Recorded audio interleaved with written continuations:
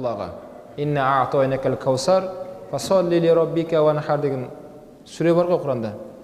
Каусар сүресі. Сол Каусар бұлағын Алла Тағала пайғамбарға соны берген. Ол Каусар бұлағында Алла Тағала нәсіп етсін баршамызға ішуімізді иншалла. Одан кім ішетін болса деген пайғамбар алейхиссалам екінші мәрте шөлдеу деген осындай мәселеден арылады деп айтқан. Шөлдемейді екенсіз. Оның реңі өте ақ болатындығын айтқан, тәттілігі балдан да тәтті болатындығын айтқан. Реңі сүттен де ақ болады деген, тәттілігі балдан да тәтті болады. Міне Алла Тағала нәсіп етсін сол пайғамбар алейхиссаламның мүбәрак қолынан сол хауыздан ішуді иншалла. Сол хауыздың алдында пайғамбар бізді тосатындығын айтты, бірақ соған аман есен келуіміз үшін екі нәрсемен жүру керектігін ескертті. Біріншісі не? Біріншісі Құран, екіншісі пайғамбар алейхиссаламның сүннеті. Екеуін ажыратуға болмайды. Уақытысында Құран-иттер дегендер шыққан. Тек қана Құранмен жүреміз, сүннет айтпа маған дейді. Дәлеліңді Құраннан көрсетіп бер дейді. Енді қазір бір бауырларымыз шықты, Құраннан айтсаң сүннеттен сөйлейді саған. Бауырым, осындай Құранда аят бар, аяғын жумайсың ба десе, бірақ хадисте бар ғой дейді. Бауырлар, Құран айтылған кезде хадис айтпаңыз. Құран ол Алланың кәламы. Құран жоғары тұрады. Құраннан таппағаннан кейін барып хадиске жүгінеміз. Пайғамбар алейхиссалам бірақ хадисте ешқашан Құранға қарсы келмейді. Ол хадисте жаурабайын деп келген. Жаурабайын деген ол нәски емес, қазір біздің айтып жүрген.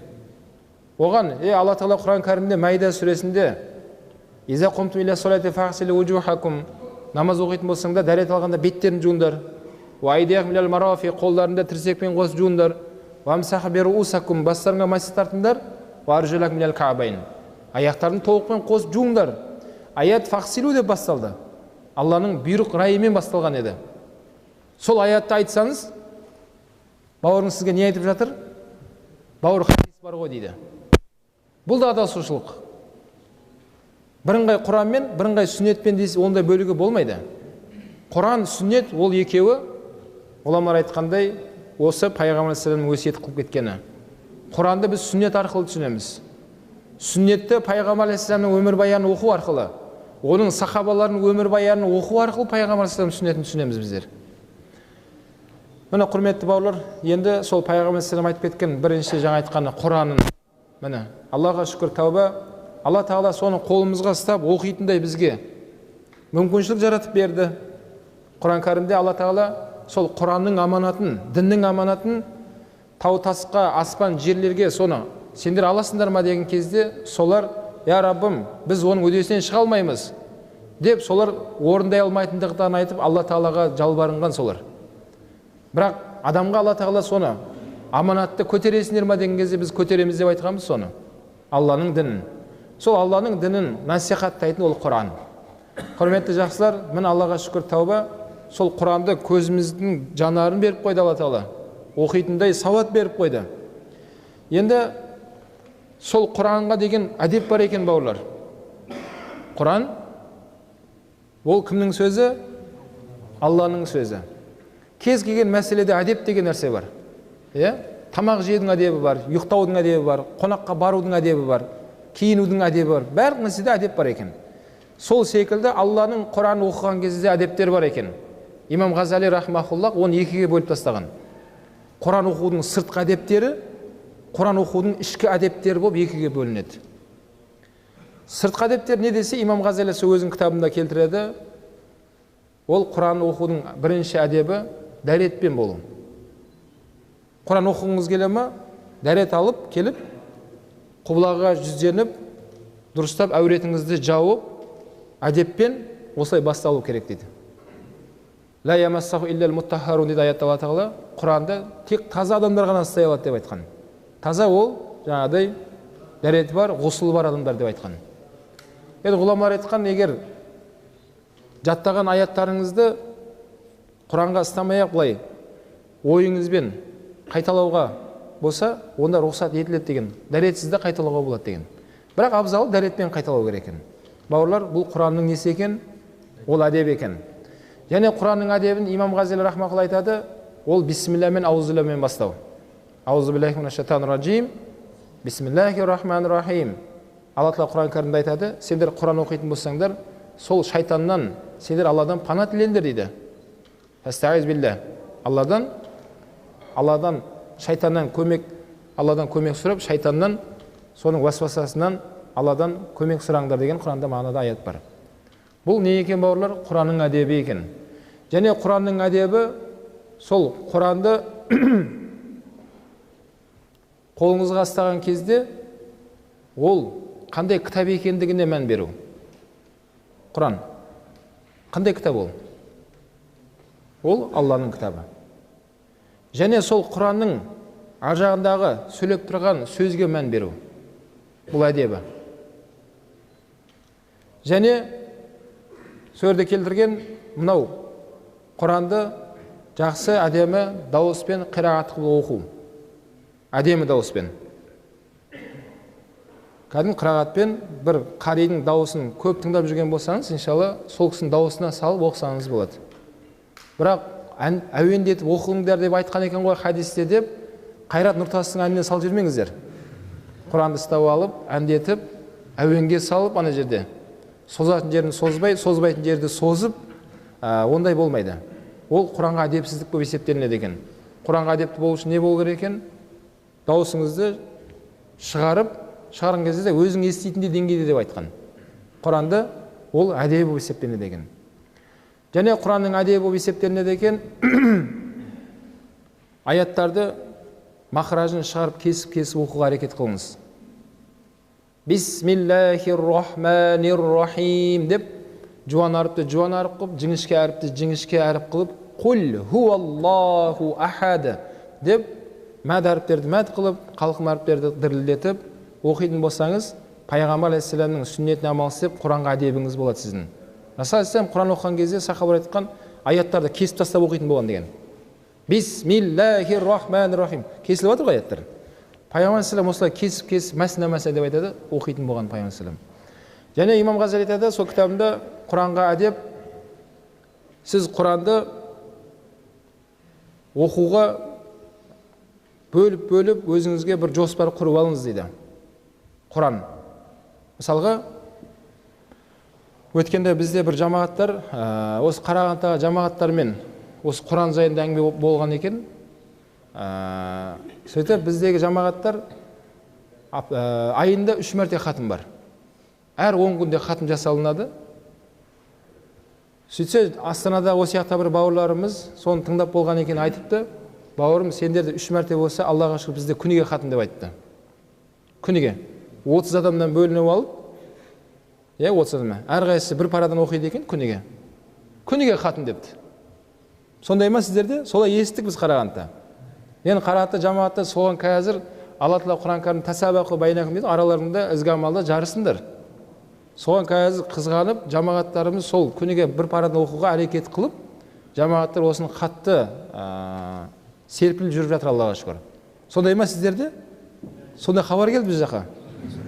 Астананың жамағаты күніге бір парадан әрқайсысы 30 адам жиналып алып, күніге хатым деген хабар жетті. Солай ғой. Міне бауырлар, хатым деген жаңа айтылғандай Құранды хатым қылу, бұл да өте жақсы қасиет екен. Имам Ғазали айтып жатыр, Құранға деген сіздің әдебіңіз ол. Алла тағала сізге сол Құранды оқуды нәсіп етті ме, сіз әдеп танытып қараңыз енді Құранға. Мамандардың айтуынша, Алла субхана ва тағала бізге тәулігінде қанша сағат берілді? 24 сағат берілді. 24 сағаттың ішінде біз күніге Құран оқып жүрген адамдар, бір параны 17 минут, 18 минут оқып қойып жатыр. Яғни имамдарға қатысты әңгіме бұл. Бірақ имамдық деңгейге жетпеген әлі жамағаттар, жарайды жарты сағат оқыңыз бір параны. Жарайды 1 сағат оқыңыз. Таңертең таң намаздан кейін 10 минут оқыңыз да, жауып қойыңыз да, ары қарай шаруаңызбен айналысыңыз. 5 намаздан кейін 5 минут қарап және тоқтаған жеріңізді жалғасып 5 минут оқып қойыңыз және. Иншалла асырдан кейін хатым қыласыз. 1 сағатты бөліп тастауға болады ғой. Яғни бір параңызды бөліп алыңыз. Сол кезде сіз күніге ондай жамағаттарға қосыла алмай, орын толып қалған болса, онда өзіңіз күніге оқи беріңіз бір парадан, бір айда хатым қылып жүресіз иншалла. Бір айда. Сахабалар да осыны бір күнде тіпті көп хатым қылуға бірнеше күнде бітіруге әрекет қылған кезде Расул алейхи айтқан, Құран хатымдарың 3 тәуліктен аз болып қалмасын деп айтқан. 3 тәулік. Демек сахабалар сол 3 тәулікке жеткізбей хатым тастайтын болған әрқайсысы. Кейін пайғамбар алейхиссаламның сол айтқан сөзіне амал жасап дейді, олар сол 7 тәулікте, 10 тәулікте бітетін неге өтіп алды дейді. Құранды. Өйткені тез оқыған кезде мағынасы несі бұзылып кетеді. Құран сіз оқысаңыз. Сол үшін хатым жасап жүруді сахабалар әдетіне айналдырған екен, құрметті жақсылар. Имам Ғазали соны айтып жатыр, Құранның сыртқы әдеттерінің бірі осы. Не, өзіңіз Құранды бөліп алыңыз. Бөліп алыңыз. Мен Алла қаласа бүгін бір пара оқимын, ертең екінші параны оқимын, үшінші параны оқимын. Немесе үйдегі жұбайыңызды жаңыңызға алып алыңыз. Келін дейміз бе, жеңгей дейміз бе, неді ағаларымыздың. Оқи ала ма үйдегі кісілер? Оқи алмай ма? Құран оқи алатындар қол көтерсінші, жалпы бірінші өшеді, біліп алайықшы солай. Алхамдулилlah, оқитын жігіттер екен ғой, машалла. Үйдегі кісілер де оқи ала ма? Құран оқи ала ма үйдегі кісілер? Жұбайларыңыз? Жоқ деп жатыр. Ертең қияметте жауап береміз ғой, білесіздер ме, білмейсіздер ме оған?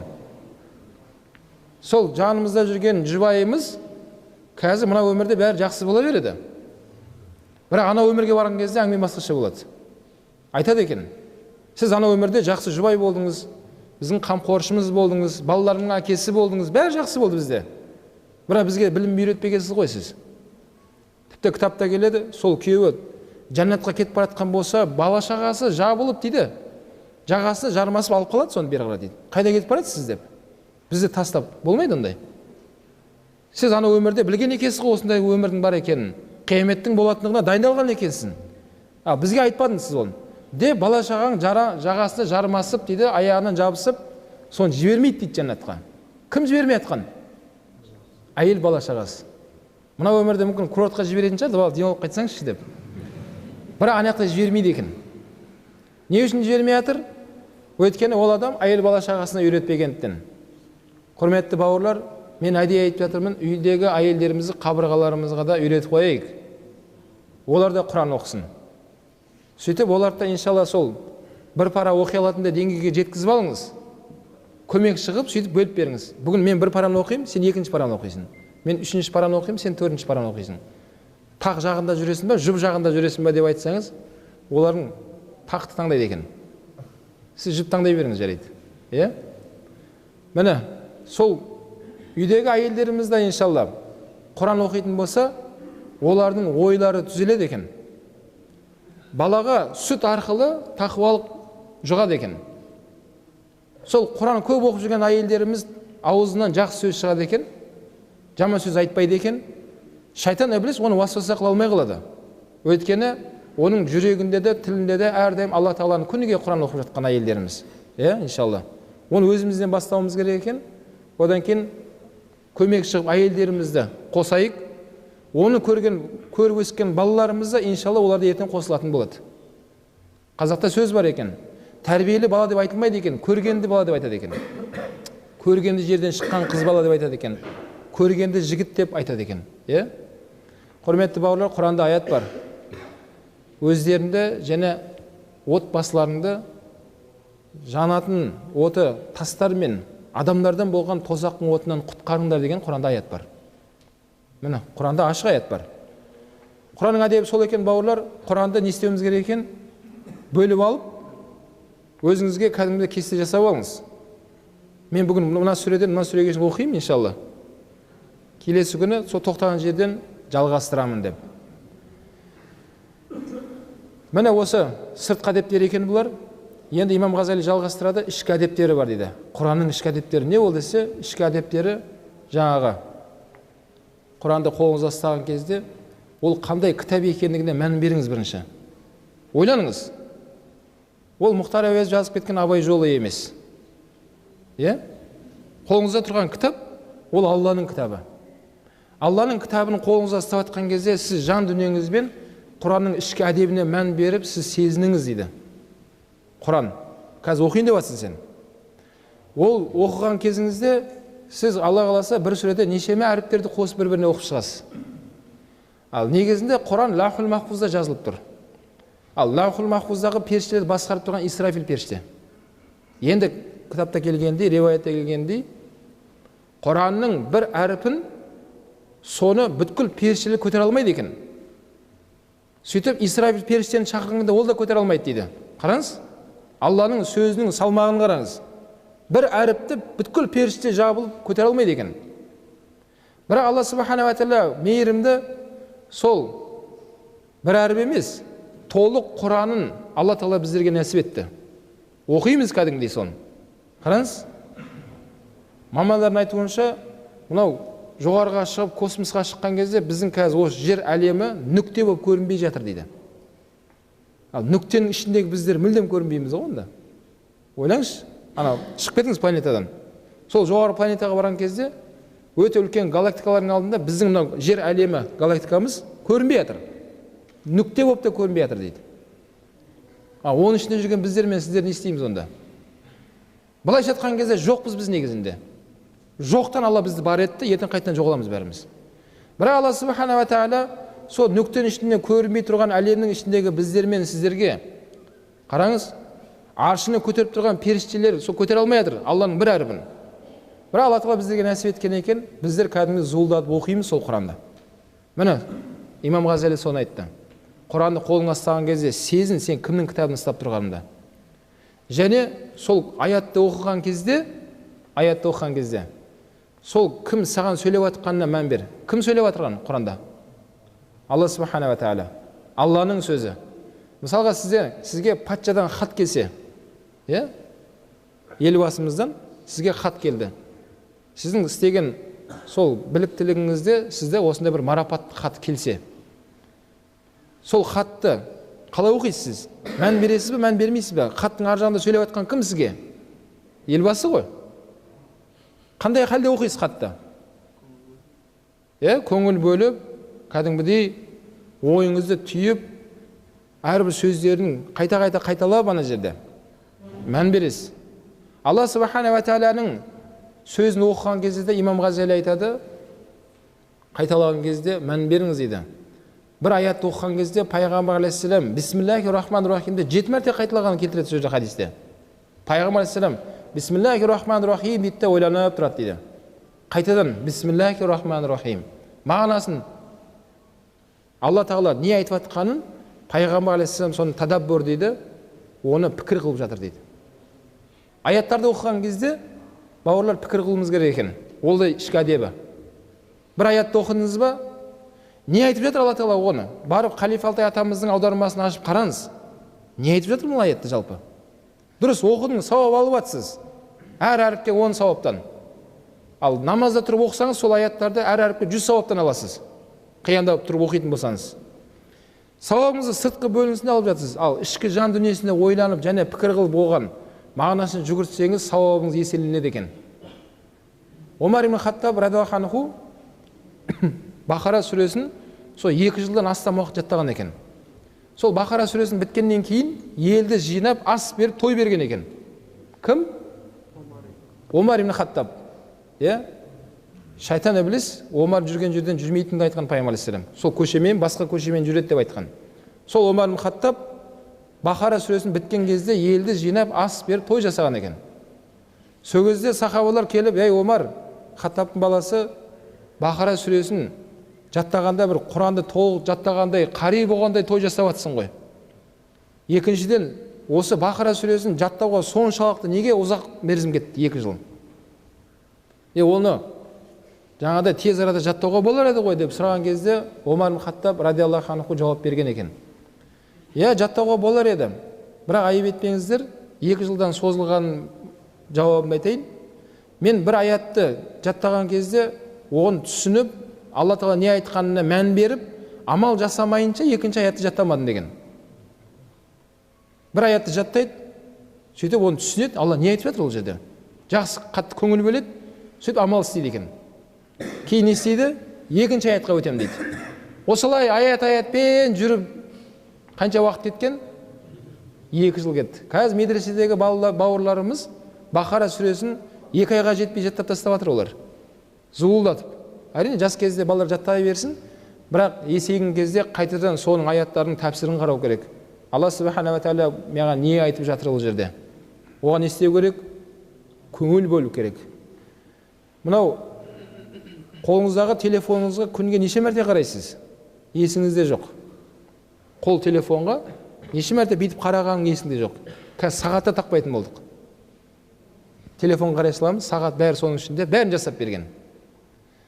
Оның ішінде ағылшын тілінде немесе сол түсінбейтін орыс тілінде бір қиын сөзбен жазылған мәселе болса, соның өзін түсінуге әрекет жасайсыз.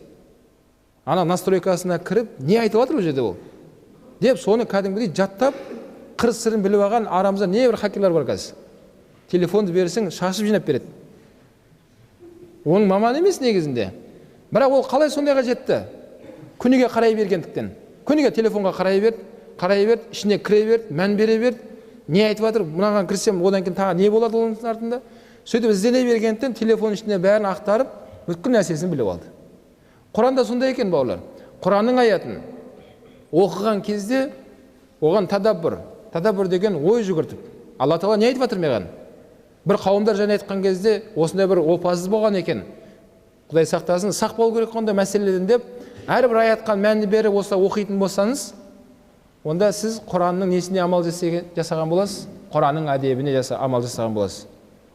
Одан кейін тадаббурдан кейін тафахум кетеді. Түсіну. Алла субханала тағала Құран кәрімде айтқан, Құранды сендер түсінетін тілде түсірдім деп айтқан. Құранды. Міне қарияларымызға Алла қуат берсін, тарауих намаздарында күніге бір парадан 30 күнде 30 пара Құран оқып шықты. Құран. Сол 30 параны тыңдап тұрған кезде жыладыңыз ба Құран тыңдап? Жыламаған болсаңыз, онда сізге келесі жылға үшін дайындалу керек, сіз аятты түсінбей жатсыз.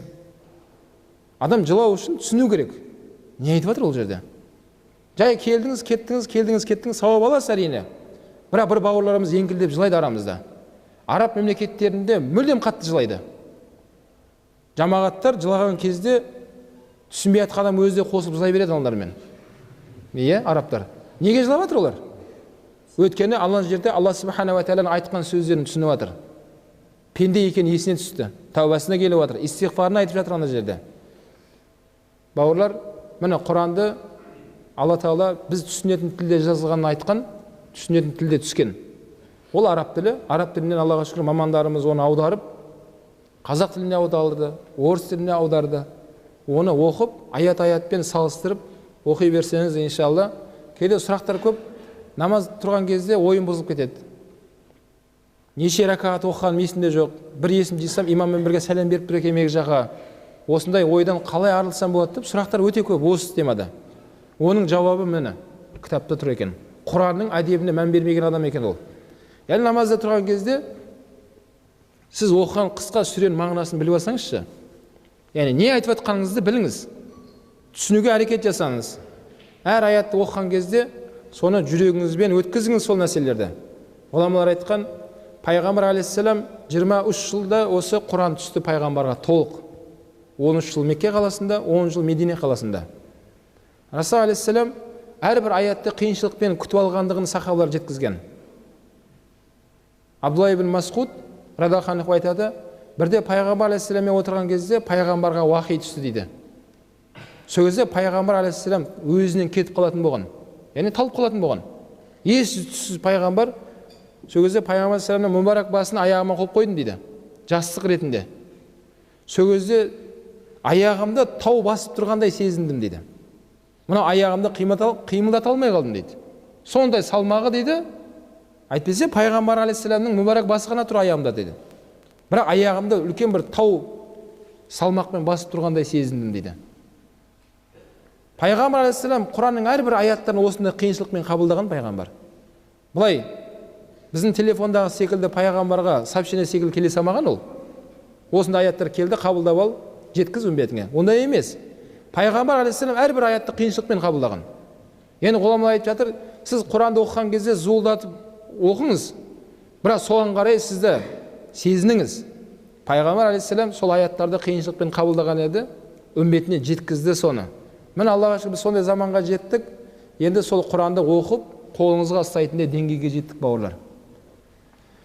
Және Құранның әдебін айтады имам Ғазали рахмауллах сол кітабында бұл Құран Алла Субханала Тағаланың сөзі болғандықтан бұл Құранды оқуды әдетке айналдырыңыз дейді. Әдетке. Ешқашан ұмытпаңыз. Өміріңізді Құранмен ұштастыра жүріңіз дейді. Құран сіздің шамшырағыңыз болсын. Сол шырақты өзі сөніп қалатын болса, сіз табан жолды көрмей қаласыз. Мына мешіттің іші қазір Алланың рахматы деген, мешіттің сырты Алланың ғазабы деген. Қазір мешіттен шыққан екен, бәріміз қайттан қараңғы өмірге кіреміз бәріміз. Бірақ осы намазымыз, осы жерде оқып кеткен Құран тилауаттарымыз біздің аяқ табан жолымызды көрсетіп отырады. Анау алдымыздан бір сондай шұңқырлар шыққан кезде біз байқап өтетініміз сол. Ол шұңқыр, ол күнәлар ол. Адамдар бірақ соны түсіп кетіп жатыр. Неге? Олардың шырақтары болмағандықтан. Бірақ Алла Тағала сол Құранды бізге шам шырақ қылып бергенін айтқан Құран кәрімде, «Худал лил муттақин». Құран сендерге тақуалыққа, тура жолға бастайтын кітап, басқа кітап емес бұл. Құран тек қана сендер тақуалыққа және тура жолға бастайтын кітап дейді. Сол тура жолға бастайтын кітабымызды әдетке айналдыр деп жатыр. Әдетке. Сол араб мемлекеттерінде байқағанымыз, үлкенінде, жасында, кішісінде бәрі қолдарында Құран ұстап жүреді, мәшілерінде Құран тұрады. Енді өзіңізге сұрақ қойыңыз, көліктеріңізде Құран бар ма? Қол көтерсінші жерде. Кімнің мәшесінде Құран бар? Екі адамды көрдім. Мияқтан бір адам көтерді, мияқтан бір адам. Үш адамды көрдім. Қаншадан бүгін көлікпен келді осы мешітке қазір? Қол көтерсінші. Ұялмай көтере бер. Жай көтеріп жатыр дейді. Жай сұрап жатқаным ғой, көтере бер, ұялмай. Міне бауырлары, мәшінемізде Құран тұру керек. Мәшіне Алланың берген нығметі ғой. Үйімізде Құран тұрсын, көлігіңізде Құран қойып қойыңыз. Жұмыс орныңызға Құран қойып қойыңыз. Яғни соны өзімізге ыңғайлы қойып алуымыз керек екен. Сол Құранға барынша көбірек байланысуға әдетке айналдыру керек екен иншалла. Қолыңыз босай қалды ма, Құран қарауға тырысыңыз. Қазір мамандар қатты ескертіп жатыр. Мына телефон деген нәрсе біздің көп уақыттарымызды жалмап жатыр дейді. Орта есеппен әрқайсымыз күніге 3 сағат қараймыз деп жатыр. Орта есеп екен бұл. 3 сағаттан кеткенде бір жылда 45 күн шығып жатыр дейді. 45 тәулік бір жылда сіз телефон қарағандан болып шығасыз. Алланың өлшеп берген осындай ғана өміріміз болса, оның мынаншасы ұйқымен кетеді. Түнде ұйқымыз бар, күндіз ұйқымыз бар. Оның мынаншасы телефонмен кетсе, ар жағында не қалды сонда дейді. Сол үшін құрметті бауырлар, телефонға көп болмайтын нәрсемен айналыссақ, ертең Алла алдында көп сұраламыз. Ал сол уақыттардың бәрі Құранмен кететін болса дейді, онда Алланың алдына барған кезде біз қатты қуанады екенбіз. Өйткені Пайғамбар айтқан Құран ләк алейк, Құран ертең сендердің пайдаларыңа шешіп, жандарыңда тұрады деген. Немесе сендерге қарсы сөйлейді деген қияметте. Құранды ұмытқаның үшін, Құранды тастап қойғаныңыз үшін. Құрметті бауырлар, жаңа сөздің басында айттық, Пайғамбар алейхиссалам бізге екі жол тастап кеткенін айтты. Біріншісі нені айтты? Құранды айтты. Құранға қатты мән берейік бауырлар. Әлемдегі бүткіл ғылым осы Құранға жұмыс жасап жатыр. Алиасхан университетінде 120 факультет бар. Сол 120 факультеттің бәрі Құранға жұмыс істеп жатыр. Әлемдегі бүткіл ғылым атаулығы Құранға жұмыс жасап жатыр. Кез келген батыстағы мұсылман емес халықтың өзі бір ғылымды ашса, оның Құрандағы аяттар тауылып жатыр. Құранда осындай аят бар деп мұсылман ғұламалары оған тауып беріп жатыр оларға. Бүткіл ғылым қияметке дейін оның несі ғылыми ашыла беретіндігін жайында Құранда осындай мағынада аят бар. Міне құрметті бауырлар, осы Құранда әрбір сүренің өзіне жараса сондай бір қасиеттері бар. Әрбір сүренің Құранда өзіне жараса. Мысалға Ихлас сүресін Пайғамбар айтқан, бұл сүлсіл Құран деген. Құранның 3-тен 1 бөлігі деп айтқан. Ихлас сүресін оқысаңыз, Құранның 3-тен 1 бөлігін оқыған сауап аласыз. Ал 3 мәрте қайталасаңыз ше, толық оқыған сауап болады екенсің. Мысалға, Уақиға сүресі Пайғамбар айтқан, мынау ризықтарың кемейіп атқан болса, нығметтерің азайып атқан болса, Уақиға сүресін оқып жүретін болсаңдар, мына өмірде сол ризықтан таршылық көрмейсіңдер деп айтқан Пайғамбар алейхиссалам. Ақшаң азайып жатыр ма, жетпей жатыр ма? Онда қай сүрені оқу керек? Уақиға сүресін оқу керек. Абу Хурайра радиаллаху анху сол өмірден өтерінде, сол Абу Хурайра радиаллаху анхудан Омар ибн Хаттаб халифа болып тұрған кезде сұрайды: "Ей бауырым, артында қалып жатқан балаларыңды көріп тұрмын, саған осы қазынадан ақша бөлгізіп мирасқа бір нәрсе қалдырайық балаларыңа деген кезде ол кісі жоқ, ондай керек емес, мен балаларыма одан да үлкен қазынаны қалдырып бара жатырмын деп айтқан. Қандай қазына қалдырып жатсың балаларыңа деген кезде, мен сол қыздарыма дейді, күніге жатарда, ұйқыға жатар алдында Уақиға сүресін оқитынды үйретіп қойғам оларға. Пайғамбар алейхиссалам айтқан, күніге Уақиға сүресін оқып жүрген адам өмірде таршылық көрмейді, қиыншылық көрмейді деп айтқан Пайғамбар алейхиссалам. Балаларыма соны өсиет бара жатырмын деп айтқан сол сахаба. Міне Уақиға сүресі. Мүлік сүресі бар Құранда, 30 аяттан тұратын Мүлік сүресі. Мүлік деген бұл Алла Тағаланың мүлік иесі, патшасы ол Алла Субхана ва Тағала. Баршамыз Алланың мүлкі болып есептелінеміз. Мен де, менің балаларым да, баршасы Алланың мүлкі. Құранда Мүлік сүресі бар. Сол Мүлік сүресі, бауырлар, Пайғамбар алейхиссаламның әдетінен еді, сүннет амалынан еді. Күніге ұйқыға жатар алдында Мүлік сүресін Пайғамбар алейхиссалам оқитын болған. Мүлік сүресін. Соны естіген бір ана өмірден өтер сәтінде балаларын жинап алып өсиет айтыпты балаларына. Мынау әкелеріңнен ерте айырылдық. Әйтір өзім кимесем де сендерді киіндірдім.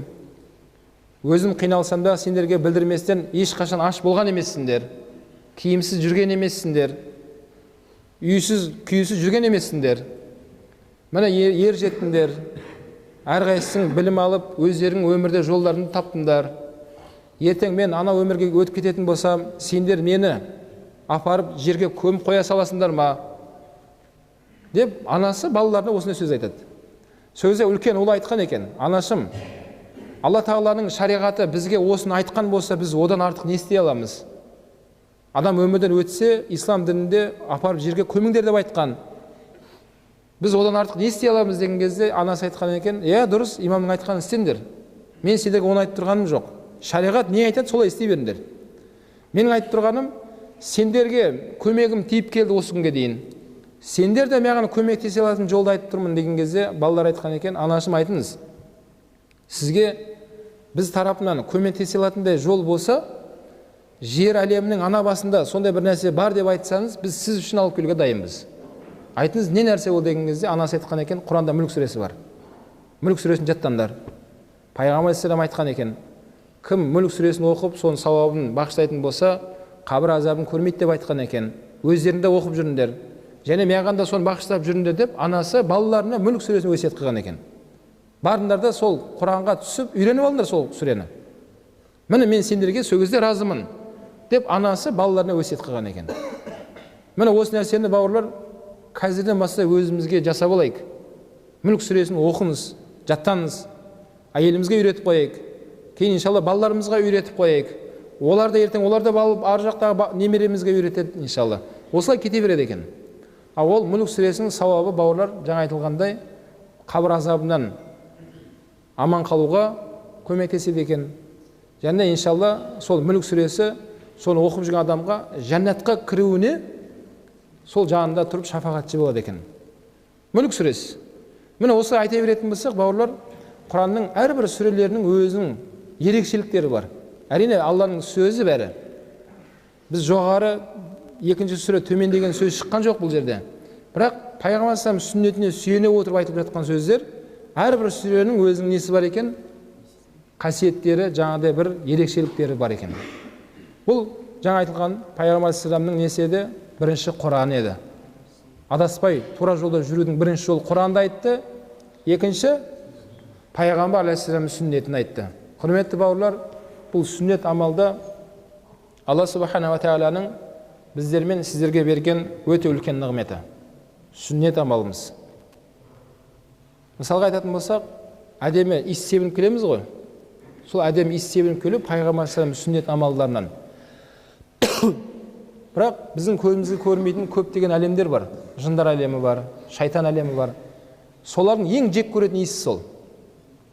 Сіз әдем иіс себіндім дегенше, Пайғамбар алейхиссалам сүннетін орындадым дегенше, олар сізге жақындай алмай қалады. Олардың ең жек көретін сондай әдемі емес иіс себініп алдыңыз сіз. Қараңыз, бірақ сүннет айтып жатырмыз деді. Міне Пайғамбар алейхиссаламның кез келген сүннетін осылай тарихын зерттеп қарайтын болсаңыз, ол жерде пайғамбар алейхиссалам тек қана бізге көп байлықты тастап кеткен екен. Расул алейхиссаламның сүннеті бойынша. Иә?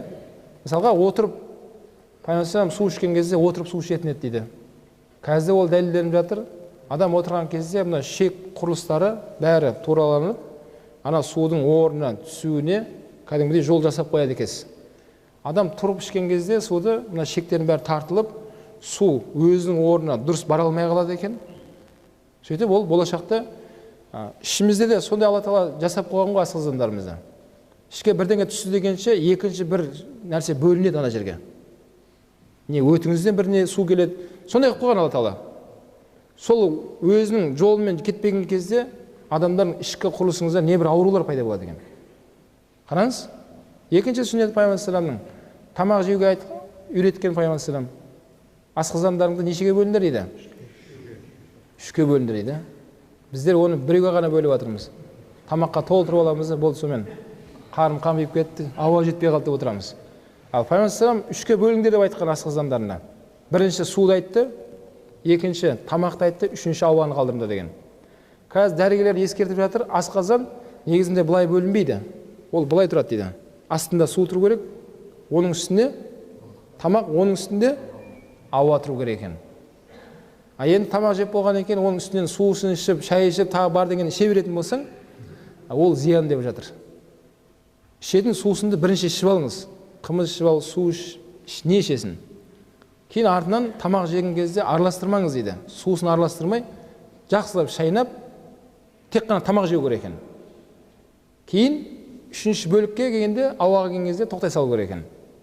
Ана тамақтың бәрі жақсылап қорытылу керек екен. 1,5 сағат, сол 2 сағаттан кейін шай ішесіз ба, енді қараңыз ары қарай. Жаңағы пайдалы азықтардың бәрі қорытылғаннан кейін артынан ішсеңіз болады екен. Бірақ сол мезетте бәрін араластырып, тамақты да жеп отырсың, суды да ішіп отырсың, вареньеде жеп отырсың, жемісті жеп отырсың, мороженое жеп отырсың, кетіп жатыр бәрі. Осылай кете беретін болса, сіз ауырмай кім ауырады онда дейді. Міне пайғамбар алейхиссалам соны айтты бізге. Мына өмірде адаспаудың жолы, яғни денсаулығыңыз жақсы болудың кепілі екен. Және ақыретте де Расул алейхиссаламның сүннетіне ілескеніңіз үшін, пайғамбар алейхиссаламның сүннетін орындағаныңыз үшін және қосымша Алла тарапынан біздер не алады екенбіз, бауырлар? Сауап алады екенбіз.